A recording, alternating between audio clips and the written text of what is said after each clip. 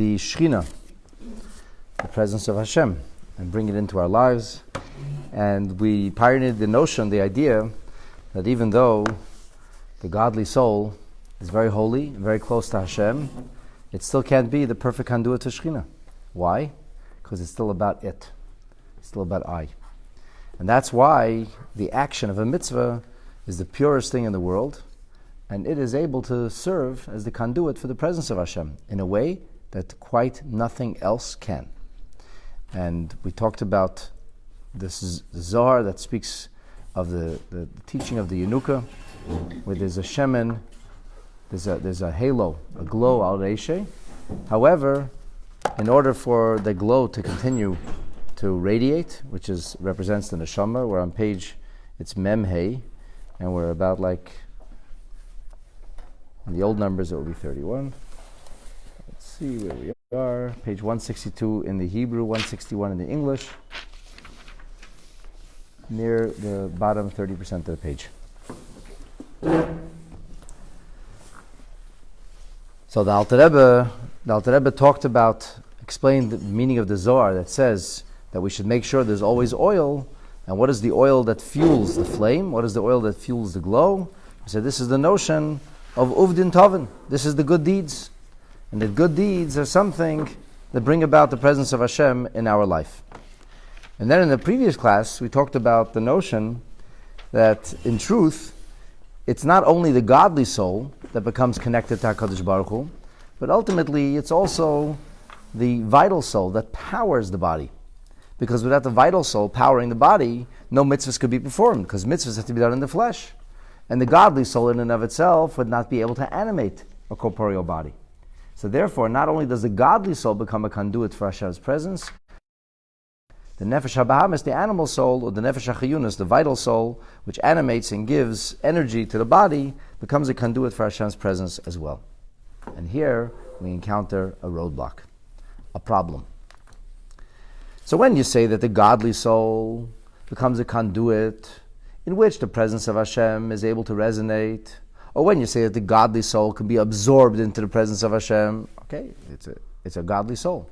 And because the godly soul is inherently selfless, so melting into divinity is right up its alley. That's what it does. And the godly soul is indeed a holy and godly thing. The problem is that the body, even after the body is involved in doing a mitzvah, it's still a body. And it doesn't change. At least not for Beinanim, for in-betweeners, for holy tzaddikim who are able to transform reality. So when they become closer and closer to God, at some point they take leave of the atmosphere, and they're no longer brought down by the bodily reality. Okay, so that makes sense. That the bodily reality gets absorbed into holiness and godliness, and they become a reflection of Hashem's presence. But for ordinary people, even when they're doing a mitzvah, the little animal didn't go away. The beast is still very much present. In fact, it's possible that while the person is doing the mitzvah, the beast is still working. He's still functioning. At the moment of the mitzvah, the beast is maybe taken out. He's not behaving in a beastly fashion. Now he's behaving in a holy fashion, in a godly fashion. But he's still a behemoth. So the behemoth remained the behemoth. The animal is an animal. The beast is a beast. The selfishness continues, the small-mindedness continues, the focus on self-aggrandizement and libido and sensuality continues, and for a moment, the person did a mitzvah. So where was the presence of God? And how did it change the person? I think to help us understand this, we could talk about experiences that do change people. So going to war changes people. People come back from the killing field, they're not the same. And if they are, something is wrong with them to begin with. To see death, to see violence, and to remain untouched, it's not a normal thing. And society recognizes this. They call veterans, and they give them, in countries where not everybody goes, or it's the armed services or is conscripted, there's a certain respect, that's a person who made a sacrifice for what they call the freedoms we enjoy. It changes you. Parenthood changes people. A person is not the same before parenthood and after, especially motherhood. It changes people. It's an experience that changes. And even when people move on and the kids are out of their house, they're changed by it. They change because of the experience. People go through certain trauma or certain joy, and they can be modified by it. But we don't really see people change by the mitzvahs they do. You grab a person on the street, you put on tefillin with him. For a moment he's doing what Hashem wants, maybe, it seems. And then a moment later, it's right back to where he was. You could convince somebody to light Shabbat candles.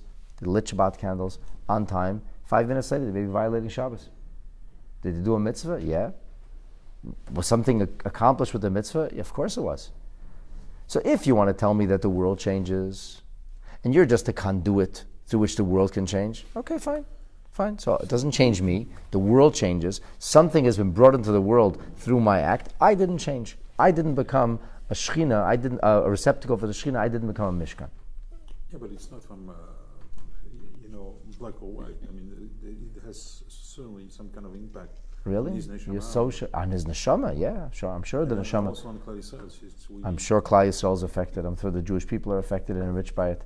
I'm sure the neshama is elevated by it. So maybe he doesn't have the consciousness to realize what he did or she did, but the reality is that many people do a lot of mitzvahs and they're not changed by it. Not in an overt way. Behavior, I mean. In any way. How do you see it? The animal is still an animal. He had the same exact lusts and cravings that he has before he has after. The same small-mindedness, the same selfishness. So there's no hope, basically. Well, that's what I'm saying. There's no hope is where we started with this whole chapter of Tanya. What is the point of a Beinoni knocking himself out? That's correct. Alter Rebbe actually started off with that. Like, hey, what's the point? I'm not changing. And he came along and he said, I'm becoming a receptacle for the Shekhinah. That when I'm doing these actions, the Shekhinah resonates and radiates through me. So we talked about the godly soul. And then we said the godly soul is not good enough because the godly soul still has an eye. And if there's an eye, the glass isn't transparent. It's still frosted. The only really transparent glass is when the godly soul is engaged in doing a mitzvah. All right, fine, accept that. So that's where we need actions. This is making the case for the actions of mitzvahs. Then the Alter Rebbe said it goes further. Not only when you do a mitzvah is the mitzvah becoming a conduit to the presence of God, but in fact, furthermore, even the animal soul, not just the godly soul, but the animal soul is engaged in doing a mitzvah. Because without the animal soul, the body couldn't do the mitzvah. So if the body couldn't do the mitzvah without the animal soul, then the animal soul is an intrinsic part of that transformation. The animal soul then becomes a mishkan. Okay, very nice. So why didn't the animal change? How come the beast is still a beast? If he's engaged in such beauty, how come he didn't change him? It's a good question. The Alter Rebbe says, even though the essence of the animal soul residing in the heart, and we talked already in the 9th chapter of Tanya, we kind of divided up the geography of the body. We said that the soul resides in the mind because the mind is objective and therefore conducive to selflessness. The heart is my feelings, the way I relate to things, therefore conducive to reflecting the animal soul. The animal soul is in the heart, we said. The godly soul is in the mind. Not that intelligence is necessarily holy, it could be also very evil, but depends what you're motivated by. Are you motivated by selfishness, in which the heart then is guiding the mind, or you're motivated by selflessness and by truth, in which the mind then will be guiding the heart, as we talked about much earlier. But the muhusiv atzmusi of the nefesh habamis in the heart, namely midei se'aharois, the bad tendencies. So adayin nichlu b'kedusha. They didn't get changed. They didn't get absorbed into holiness. They didn't get filled with light. Same thing, same person, same selfishness, same meanness, same cruelty, same indifference, same slothfulness, same laziness, same arrogance. Should I go on? Everybody's already uncomfortable. It's enough? No, you want more? It's not good enough for you? No? Keep going. What will it do for you if I keep going? You ever hear there's a story, it's from a different faith system, but just forgive me. A guy came to a little booth over there, and he's confessing, and he's saying, I did this, I did that. And the guy sitting on the other side said, okay, stop boasting already. Okay.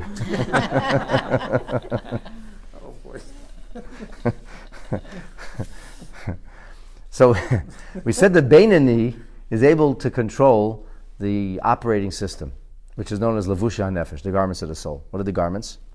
Thought, speech, and deed. So I can choose to act a certain way. I can even choose to speak a certain way. I can even choose what I do and don't think about. which this already is almost a little esoteric for people, but it's actually true. People say, think positive. Oh, yeah, I can't, I'm a pessimist. They tell a story where there was a pessimist, and he was always so pessimistic about everything, and his friend said, enough already, you have to become more optimistic. All of your pessimism didn't come true anyway. Okay, he said, okay, that's it, I'm making a resolution. From now on, I'm being an optimist. The next day, he sits down with them to have coffee, and he looks terrible. So they said to him, why do you look so bad? I thought we decided you could be an optimist. He says, you know how much there is to worry about being an optimist? That's a very good point. All right, so a person, you could think positive. Who says you have to think negative? You have, your proclivity is to be negative. You don't have to be negative. You can choose to think positive. You can choose to think good thoughts. You can choose to speak in a positive way. You can actually choose to do the right thing. You can. But pessimism doesn't come from the Yetzirah, from the Klippa? Well, let's talk about a different day where pessimism comes from. Oh. Forget where it comes from. It's not the mindless optimism isn't such a good thing either. Yeah. Okay, so there's a range of human behavior, and the Eibishter gave you your natural tendencies. Now work with it and change it. That's the story of life. So the point they're trying to make is that a Beinoni could change all these things. It's very hard to change these things. It's very hard to reorient your way of thinking. It's not easy to control your speech. People tend to speak a certain way. Words come naturally. Communications come naturally. We love a juicy piece of gossip. You can control those things. What can't you control? Thought that comes into your head. Your thought that comes into your head, or Your desires that come, your nature. You can control the way. You can change the nature temporarily. You can change your nature temporarily, means I could behave differently. But if that's who I am, that's who I am. So what will happen to the person who is reining in a particular craving or lust? He reins it in. He reins it in. And then it's still there. Didn't go away. Still there. So what does he do the next day? He reins it in again.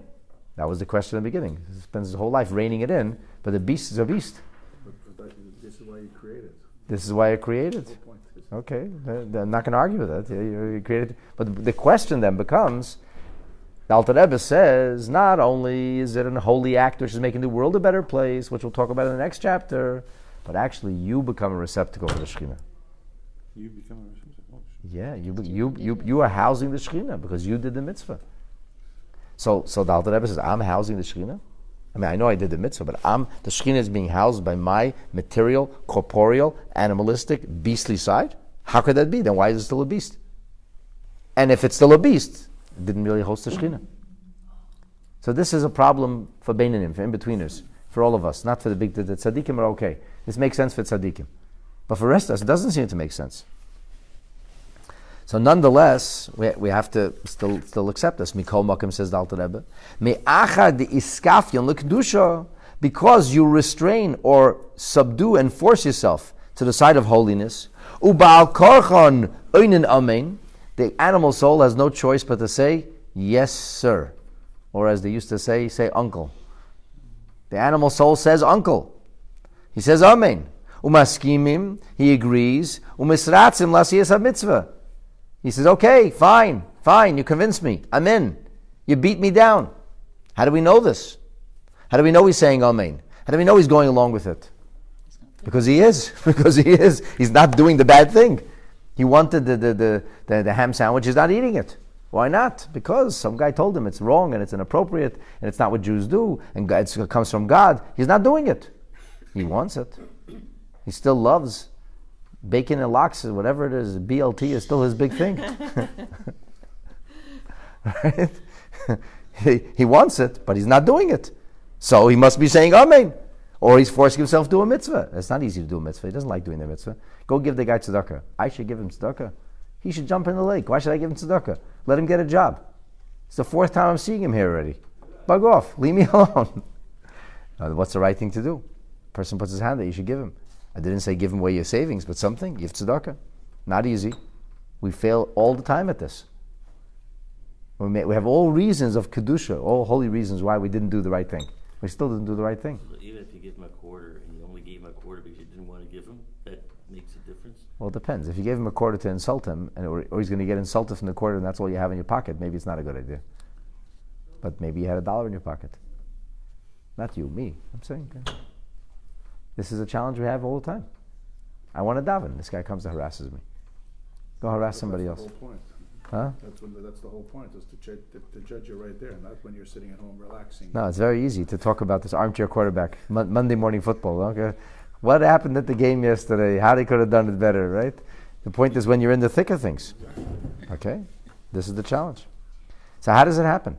How does it happen that actually, besides sitting around the table and drinking coffee and learning Tanya, that we actually do the right thing when we're in the thick of things? How does it happen? It happens by virtue of his gabrus nafshe holikis shebemayach sheshalat al lev. It happens when the godly soul overpowers the animal soul. How do you know the godly soul can overpower the animal soul?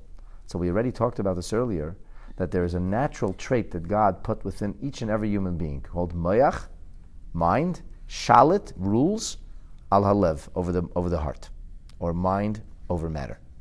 We all have this ability. Every one of us has the ability. You're exploding with anger, but you know if you open your mouth, you lose your job. What do? You bite your tongue, you shut up, because it's just not worth it.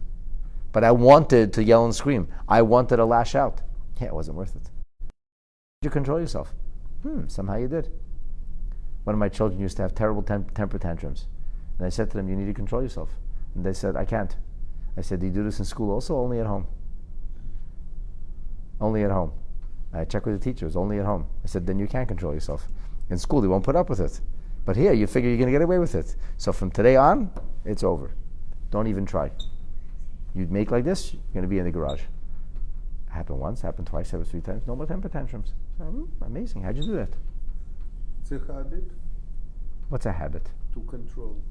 I mean, is it a habit to control? For people who control themselves, it becomes a habit. That's what I'm saying. So it's only with the habit you can control. Without the habit, you can't control. Who created the habit? Well, it's a discipline. Well, it is true that people who train themselves to be disciplined have an easier time being disciplined. But number one, there's still an element of challenge each time. You still have to force yourself to be disciplined. Number one. Number two, okay, you get the credit for that.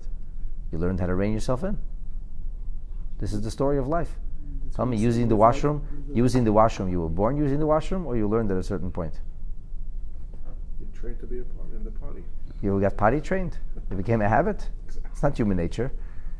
You know, if you live long enough, it goes the other way, unfortunately. Like getting old is a terrible thing. The alternative is worse, but it's a... Yeah, that's what I'm saying. Animals? It's only by training you can control. Without training you can't control. Well, it's not just by training. Like at a certain point, the person knows that he needs to control himself. It's accustomed to that thought. I'm okay with that. I can live with the notion that I was trained to use the washroom and I plan to keep using it, and please God, I should still have my faculties and be able to do it for a very, very long time. I'm okay with that. That's exactly my point. You can train yourself to do things. You can force yourself to do things. But there's also you know that ridiculous joke? This guy comes over to a lady on the bridal path, and he says, lady, she's getting into her Lamborghini. She says, I didn't eat in 3 days. She says, force yourself, and gets into her car and drives off. Aha, it took you a minute. I forgot that he was a homeless guy. The point is we can force ourselves. We can. Because we can, we should. This is a natural ability we all have. It's a natural ability. And even people who don't do any Yiddishkeit and don't do anything good, they behave really badly. They still have this faculty. And they still use it. What do they use it for? For their own selfish gains. To be bad. To have a better pleasure. A more delightful thing. They don't want to be enjoying themselves like in a simple way. They want a delightful pleasure. So they work hard on restraining themselves, control themselves, so they can have something even better that they wanted. But it's a natural trait. So the point here would be then to use your good side. The animal soul, the beast, beat down the beast with his gabrus nefesh alikis, with the beautiful neshama that overwhelms and is able to control and restrain the beast. Vehein b'shah zu, what happens to the beast? What happens to the animal that doesn't want to be nice? The animal that wants to be lazy? The animal that wants to consume the food which is profoundly unkosher? What happens to it? Is he dead? Did you shech the animal? No. David HaMelech shechter his Yetzer Hara. That's what David HaMelech said, that his heart is empty Why? Ki haroge betainus. He killed him through restraint. And by not giving in, at a certain point, he was able to actually overcome this. Okay, but he became a tzaddik. But a regular person just cages him in. Exactly. Or even better, he tranquilizes him. Puts him to sleep. And this is the two possibilities. You can exile him, which is like caging him in, or v'sheina, or he's even sleeping. There are different levels. Sometimes you just cage the animal in, you feel the animal inside you, but you control him. Sometimes you overwhelm the animal with under such duress and such spiritual force that it seems as if the animal is no longer around, but he's just sleeping. It's like a troublemaker is sleeping. Phew, he's sleeping. Let's take a moment to breathe. But that little troublemaker is going to get up again, and when he gets up again, you'll be up against the same challenges we were before. So can you train him to love serving God? Can you train him? Your animal. Can you train your animal to love serving God? And in other words, not putting it to sleep. It's a really good question, Mark. I think you could develop a taste for spiritual things. You could develop a taste for helping others. You could develop a taste for alacrity in service of Hashem. But what happens is that the stakes just get higher. The animal metamorphoses into like a different kind of animal, a different kind of beast. That's why it says, Kol hagadol mechavere, yitzer gadol himeno. The greater you are in spiritual accomplishment, the bigger your Yetzer Hara is. Why? Because a puny Yetzer Hara would stand no chance. But the Yetzer Hara never goes to sleep permanently. You get into sleep temporarily. You could, as you were saying correctly, you could actually train yourself. But it doesn't mean you killed the Yetzer Hara. The Yetzer Hara is like a virus. It just mutates. You give him the penicillin, you knock him out, he mutates and he comes back in a new form. You're constantly training. So you're constantly training and you're constantly overcoming, and it's a daily struggle. This is the point of life. So you say, how could the Shekhinah reside with a beast? He's a beast. How could the Shekhinah be in your body when your body contains this animal, the selfishness? How could it be there? The answer is he's sleeping.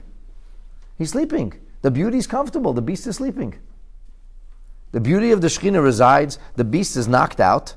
However, the Hainu, that is to say, shekoyach nefesh hachayunas hamelubeshes b'asiyas hamaisa, that the force, that the animating force that actually is, so to speak, enclosed in the doing of this mitzvah is nichlal mamash b'oid Hashem umiyuchad boy b'yichud gamer. So, the body becomes a temporary vehicle for the presence of God. What is permanently absorbed into divinity? Not only the godly soul, but also the animal soul. Think of it this way. If you have every frame of time independent, think of a high definition film. How many little pictures are there? Tens of thousands, hundreds of thousands of little pictures, right? You know how motion pictures work? The early motion pictures, they look stilted, they're going like this. It's like if you used to sell the kids a pack of cards, and you go like this with the cards, and you can see so it's just a lot of little pictures. And high definition is even more pictures and more pixels and so on and so forth. So imagine, if you will, that every single nanosecond of existence has a different animating force. Imagine if you could isolate the animating force of each and every single second. Call it a kilowatt, whatever makes you feel good. So there's an animating force that's enabling you to exist right now. When you're doing the mitzvah, that animating force, which is not entirely beastly, that animating force, it's selfish. Survival is still its number one instinct. It wants to stay alive. But that animating force is now harnessed to power what? The will of Hashem. So that animating force becomes an actual convention, an envelope for the presence of Hashem mamash, literally. And what about the body or the wire that conducted the energy? That same wire that's conducting an energy of Torah, that same wire could conduct an energy of something very negative. Of an awful film, of an awful broadcast. So the wire itself didn't change.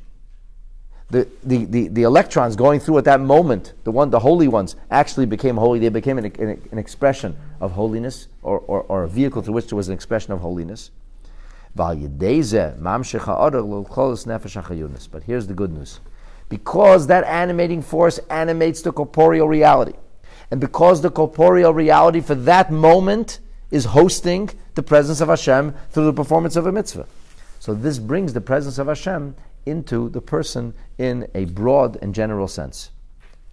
in an overarching way, not only on the spiritual side of things, but gam al haguf hagashmi, even on the physical body. So even the physical body actually becomes a conduit for the presence of Hashem. Now the thing is this. So if that's the case, so why doesn't it change? How could the physical body revert back to being who it was before? And the answer is that this is b'chinas makif.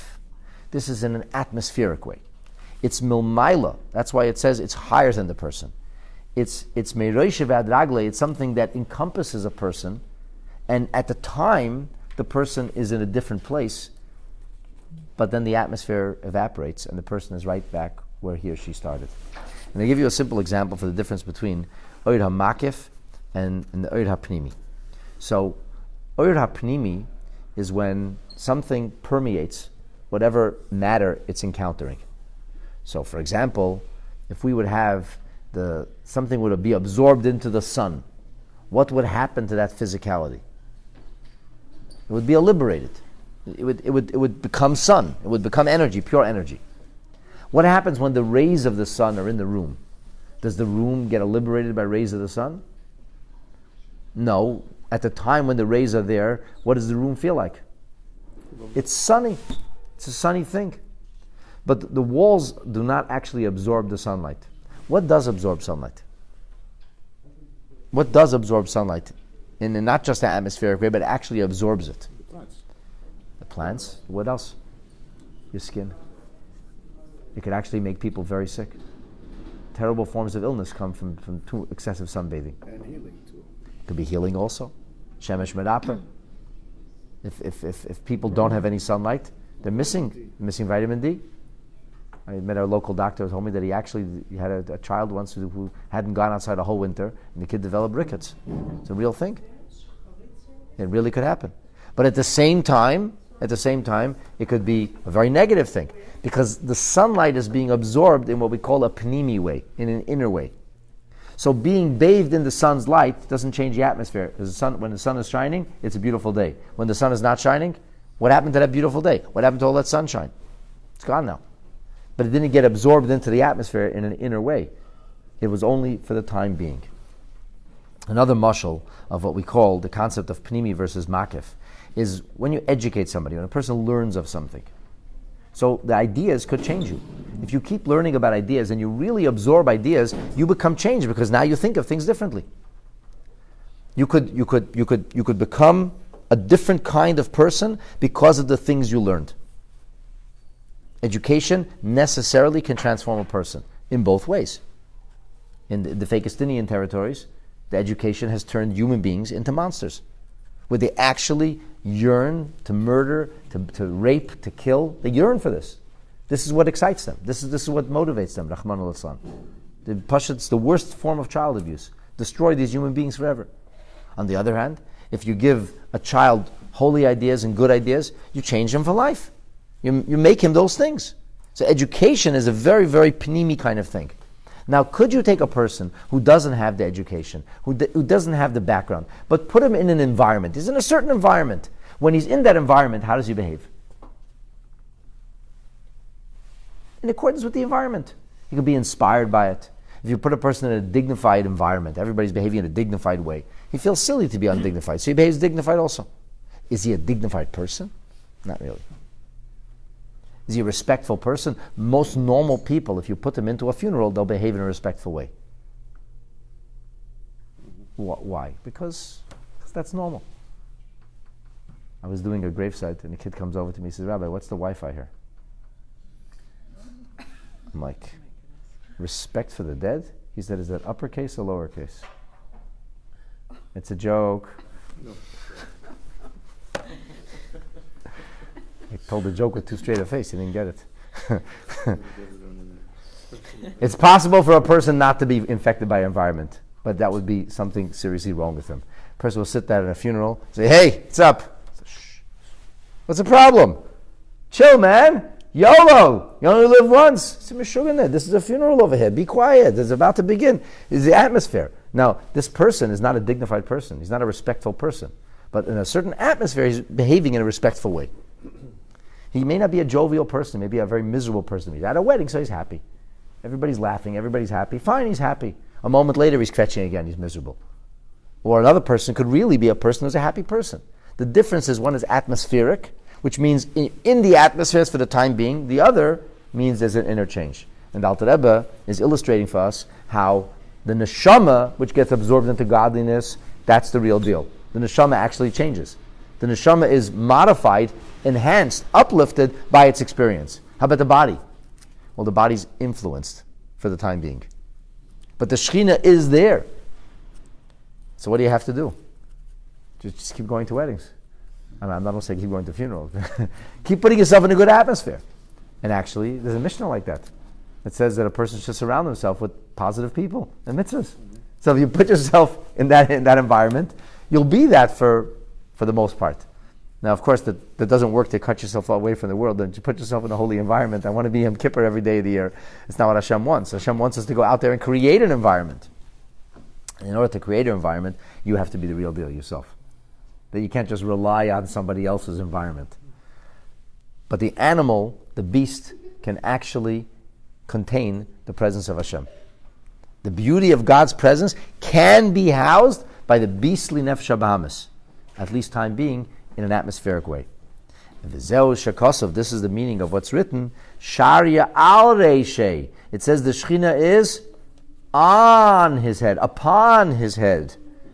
V'chein, we have a similar idea, akol be'asar shechinta shaya, which is a different kind of Shekhinah. It's not the same kind of Shekhinah, because the Shekhinah we've been talking about in this chapter of Tanya is the Shekhinah that's brought about through choices we make, through good things we do. And the Shekhinah of Kol Be'asar Shechinta Shaya, which is the Gemara in Sanhedrin on page 39, that's not talking about things we do, that's a matter-of-fact Shekhinah. Matter-of-fact Shekhinah, that you put 10 Jews together, the Shekhinah is there. Well, they didn't do anything for it, that's true. That's true, but we all have a little piece of Shekhinah. So if we're sitting and learning Torah together, and there's 10 Jews around the table, the Shekhinah is there. Just like that. So it's a different kind of Shekhinah, but that Shekhinah also is not a pnimi experience. It's a makif. It's an atmospheric experience. And that's why we use the same verbiage. Akol be'asar shechinta. Akol is Aramaic for alkol. And here it says, al reishei, on the head. Now, the Alter Rebbe says, based on everything we learn now, and the amazing reality of mitzvahs, and how mitzvahs can actually change things around, and it's only mitzvahs that are done in the flesh that actualize the Shekhinah in the profoundest way. Whenever a person is drawing forth the presence of God, which that means that there's a revelation of divine light, the infinite light. So you're going to say, oh, now we have God here, then you brought God here, then you brought God here. So you say, where is God? Where is the Shekhinah? Where is God actually? So the Alter Rebbe says it's obvious that when we talk about where is God, God is everywhere. And the fact that you allow God to be revealed in a particular place does not limit God to that particular geography or that particular corporeal reality. And Alter Rebbe says this is a very old question, Kedisah Sanhedrin, that was asked in the Gemara Sanhedrin on that same page we just talked about on page 39 of the Gemara. Amar le'ahu mina Rabbi Gamliel. There was this heretic who said to Rabbi Gamliel, Amritzu kol be'ishtar asarash k'ntesharye. You guys say that God's presence is wherever 10 Yidden get together. So the pagan said, that's so interesting. Kama shchinte isluchu. How many shchinas do you have? How many shchinas do you have? It's because every 10, the shchina is all over. The Heishiv Loi, Rabbi Gamliel answered him, mashal, a metaphor, me'oir HaShemesh, from the light of the sun, hanichnas b'chalenis rabim, that goes into many windows. So when the sunlight streams into a large home, it has many windows, and the window shades are open, and the sunlight streams in different places, do we say it's different suns? No. There's one sun. So there is one God. The question is allowing God's presence in. As one, I think the Kotzker Rebbe once said, where is God? So where's God? People looked at him funny. What do you mean? God is everywhere. He said, no, God's where you let him in. And how do you let God in? You let God in when you do a mitzvah. And the more mitzvahs you do, the more pronounced the presence of Hashem is. And the more you merit to become a receptacle or a mishkan, and a convention in which divine presence, the Shekhinah, could be. Not only on a spiritual level, even as we explain now, in the most literal way, when a mitzvah is performed, then Hashem's Shekhinah resonates from within you. And if that doesn't inspire you to do mitzvahs, I'm not sure what will. Animal So with this we conclude the 35th chapter of Tanya, and from being receptacles for the Shekhinah ourselves, now in the 36th chapter of Tanya, we're going to move on to the world and the ultimate purpose and destiny and mission of Am Yisrael in it. To be continued in chapter 36.